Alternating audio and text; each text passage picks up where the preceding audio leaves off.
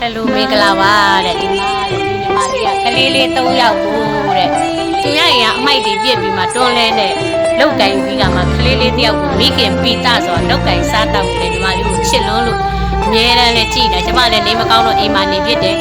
ကလေးလေးပါလာမသိဘူးအမိုက်တောင်းမှကြည့်လိုက်တော့အမိုက်တောင်းလေးအောက်မှာပုံတာကလေးလေးအဲ့ဒီအမိုက်တွေထဲမှာအိမ်နေတာသိလားစိတ်မကောင်းတာလေမှာမိခင်ကောင်းပီတာဆိုတာရဲရင်ဆိုတာနဲ့ကလေး3ယောက်ကိုအမိုက်ပြစ်ပြီးမှလှုပ်ရှားနေတာလေးစားလွန်းလို့ကျမကိုနဲ့နိုင်တဲ့လောက်စမ်းနော်ဒီမှာဝစ်စားဒါလည်းမကရက်ပြေးအောင်ပါဝစ်စားဒီမှာဒါကျမဝစ်တဲ့အဝစ်စားရနော်ဟိုဒါနေတိုင်းဝစ်နေအဝစ်စားဒီမှာလေးကိုချစ်လို့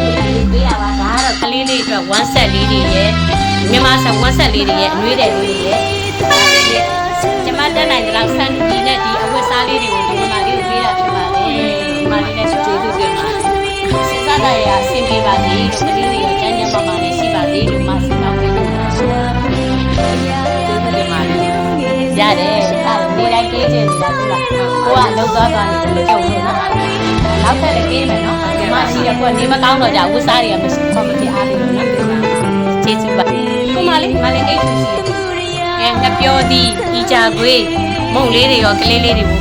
ပေးလိုက်တာဖြစ်ပါတယ်လို့နေမကောင်းလို့ချစ်မှလည်းအိမ်မှာနားနာမျက်နှာကြီးလည်းအဲ့မှာရဲစုပ်နေရမယ်နော်အားလုံးကိုချစ်ပါတယ်သတိရပါတယ်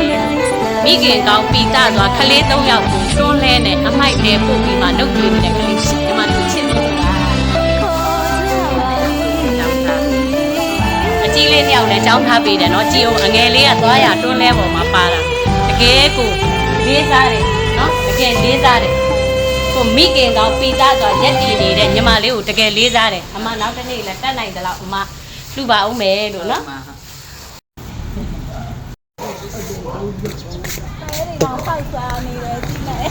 ဟို